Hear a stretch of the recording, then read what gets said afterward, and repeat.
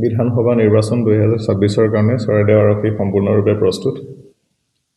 ইতিমধ্যে চৰাইদেউত যিকেইটা central armed police force deployed আছে সেইখিনি কোম্পানীজ আহি পাইছে।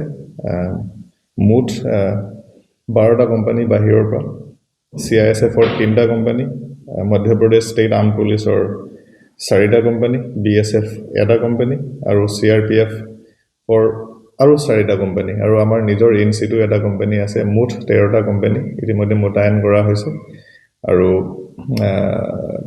জিলা আৰক্ষীৰ স্তৰত থানাসকলে ইতিমধ্যে কৰণীয় যিখিনি নিৰাপত্তাজনিত দিশ সেইখিনি চাই আছে।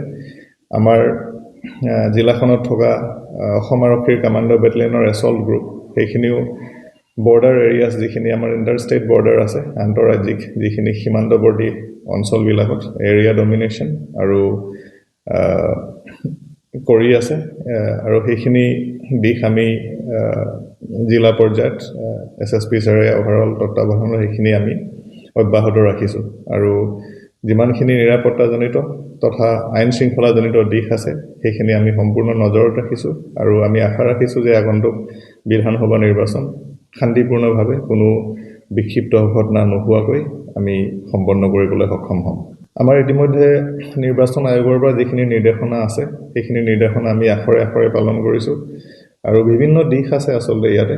এই সকলোখিনি দিশ নজৰত ৰাখি আমি 14টা পলিং ষ্টেচন লোকেশ্যনছ ক্ৰিটিকেল বুলি আইডেণ্টিফাই কৰা হৈছে আৰু নিৰ্বাচন আয়োগৰ যিখিনি নিৰ্দেশনা as per SOP standard operating procedure আমি যিমান তাতে আৰক্ষী তথা আৰ্মড পুলিচ দিব লাগে সেইখিনি আমি ইতিমধ্যে ডিটেইলিং কৰিছোঁ আৰু দিম।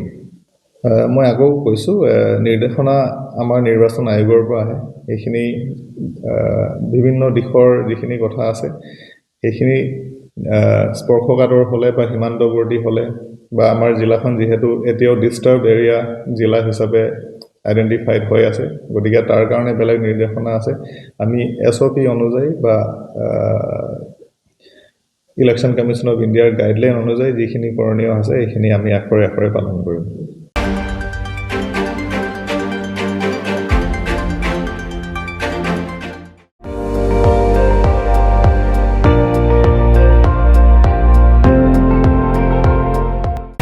আপুনি চাই আছে ND24, সৰ্বশ্ৰেষ্ঠ নহয় সৰ্বোত্তমৰ দৌৰ।